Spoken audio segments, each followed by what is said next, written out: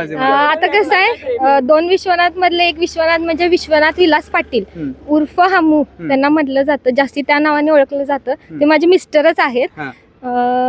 मला वाटते सगळ्यांनी जास्तीत जास्त म्हणजे आम्हाला संधी द्यावी, आम्हाला संधी मिळावी की आम्हाला काहीतरी विकास करायचा आहे, गावासाठी काहीतरी करायचं आहे, महिलांसाठी म्हणा.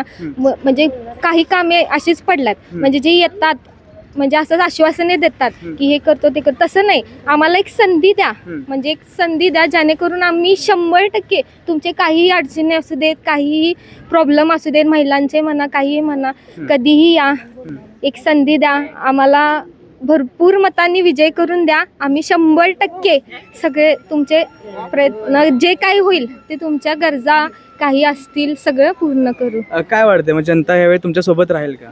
राहणार, 100% राहणार.